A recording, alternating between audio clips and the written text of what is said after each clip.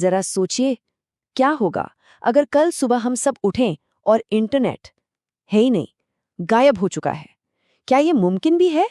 आइए आज इसी सवाल की तह तक चलते हैं। तो चलिए एक पल के लिए कल्पना करते हैं, एक ऐसी सुबह जो हमारे डिजिटल वजूद को ही हिलाकर रख देगी। सुबह होती है, सब कुछ एकदम नॉर्मल लगता है, पर असल में कुछ बहुत बड़ा और बहुत अजीब होने वाला है। हम आदत से अपना फोन उठाते हैं, पर स्क्रीन पर कुछ भी नहीं, कोई इंटरनेट नहीं, मतलब कोई नोटिफिकेशन नहीं, कोई ईमेल नहीं, हमारे बैंकिंग ऐप्स भी नहीं चल रहे, बस एक अजीब सी डिजिटल खामोशी। सोशल मीडिया पूरी तरह से गायब है, ना कोई अपडेट, ना कोई मैसेज। ऐसा लगता है जैसे हमारी डिजिटल दुनिया का वजूद ही मिट गया हो। तो हम वही करते हैं जो हम सब करते हैं, राउटर को रीसेट करते हैं, फोन को रीस्टार्ट करते हैं, लेकिन नतीजा वही, नो कनेक्शन।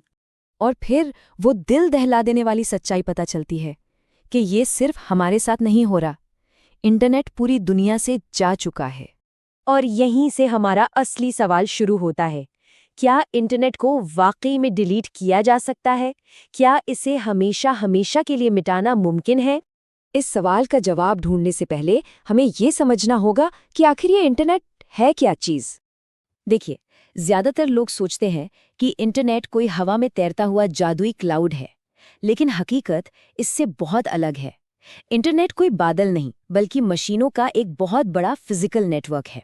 मतलब असली मशीनें, सर्वर्स और केबल, जिनका एक जाल पूरी दुनिया में बिछा हुआ है। इसे ऐसे समझिए, ये लाखों कंप्यूटरों का एक महाजाल है।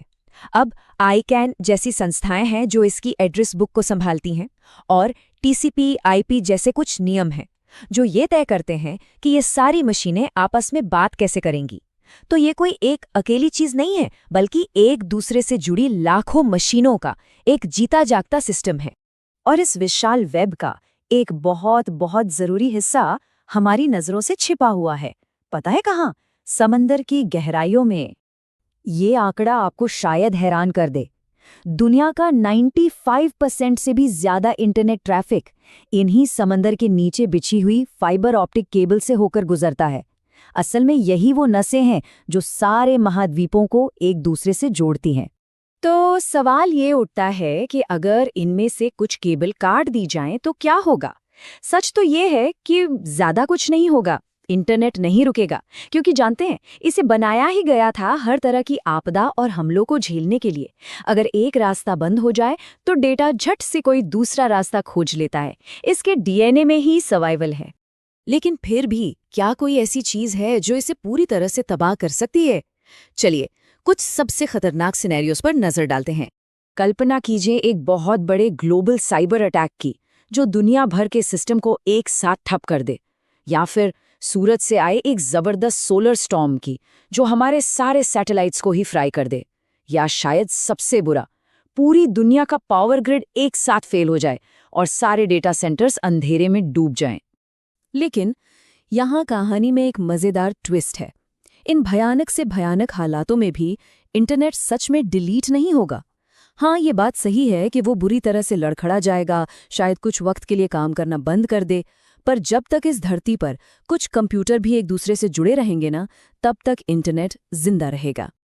और यही बात हमें इंटरनेट के सबसे बड़े सच की ओर ले जाती है।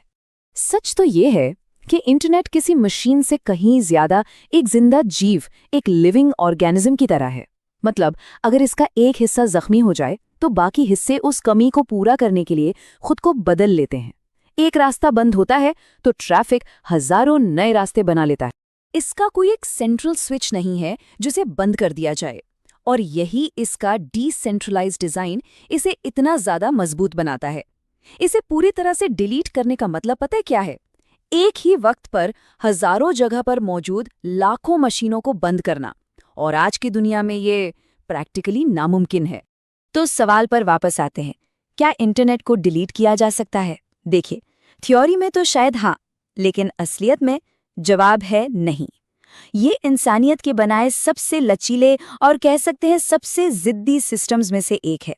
तो अगर ये विश्लेषण आपको दिलचस्प लगा हो तो इसे एक लाइक जरूर दें। और हमें नीचे कमेंट्स में बताइए, क्या आपके हिसाब से कोई ऐसी चीज़ है जो इंटरनेट को सच में ख़त्म कर सकती है?